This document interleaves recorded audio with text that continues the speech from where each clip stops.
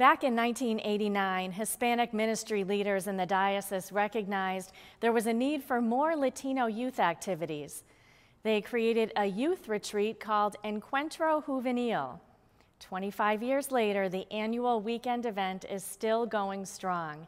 Terry Hegarty paid a visit this past Memorial Day weekend for the 25th anniversary gathering and has more now on how this milestone was marked with local Latino teens.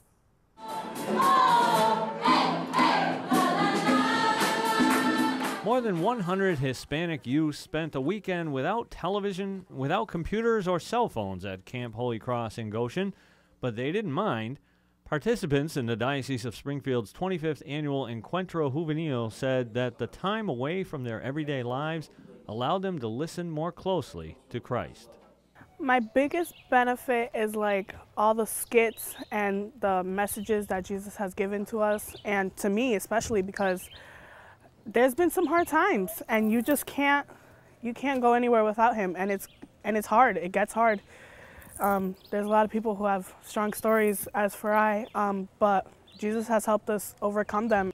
Activities included the Sacrament of Reconciliation, individual testimonies, time for prayer, free time to enjoy the natural beauty of the campgrounds, and field games. The three-day Encuentro, which began Friday evening and continued through early Sunday evening, is open to youth during their high school years.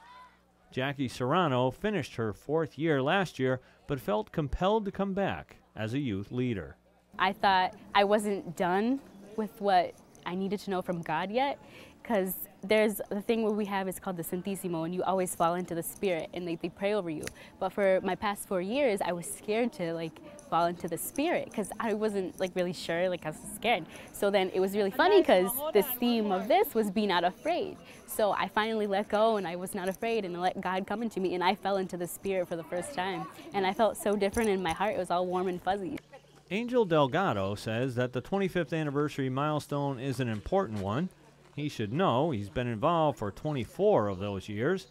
He was a participant for 1 year and has helped to organize and implement the weekends ever since. To me, it's personal because it's bringing younger Latinos to that relationship, that closeness with Christ, and getting them to feel and know that Christ is there all the time, that they belong to a bigger part of the Catholic Church. It's not just nobody really cares about us, but that we're all one giant Catholic family.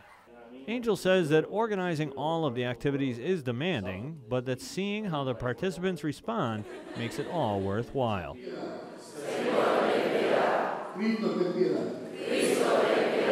Pretty much they've had a religious experience, they've had prayer experience, music experience, mass celebration, confessions, and on Sundays, unfortunately, sometimes they don't want to go home. They've created a new family here that hopefully continues on as that your Encuentro family that you can find and bring that message back in your parishes. It's something really special to know that a lot of young people still worship and celebrate God, because even if you're in school or something, people don't talk about God, but now all these children, they're probably going to go back and be like, oh, I had an amazing weekend and this happened. So then by doing that, they're going to talk to their friends and probably help them find the Holy Spirit. The first few Encuentros were held at the former Passionist Retreat Center in West Springfield, but for almost 2 decades now, the venue has been Camp Holy Cross. One of the biggest benefits of the weekend is its setting. Here, far removed from the city and free of electronic distractions, participants can more easily focus on God. Organizers take advantage of the surroundings to pass along lessons and to help strengthen the faith of participants. A little more than 100 attended this year's celebration. While there have been more attendees in some previous years, Isabel says that the number of participants is just a small indication of success. It doesn't really matter. As long as we're all together, there's literally no fighting, there's no cursing. We don't feel like we have to be in little cliques all the time. Girls and boys interact, girls interact, guys interact.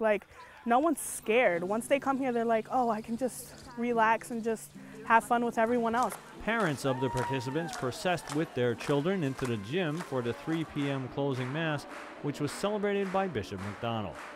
Angel and others hope that Encuentro Juvenil continues well into the future, and that today's young adult leaders will guide it through at least another 25 years. Reporting for Reel to Reel, this is Terry Hegarty. Looks like the teens had a lot of fun and it was spiritually enriching as well. We wish the youth and their leaders the best as they continue to take part in activities that will strengthen their faith. Here's to another 25 years.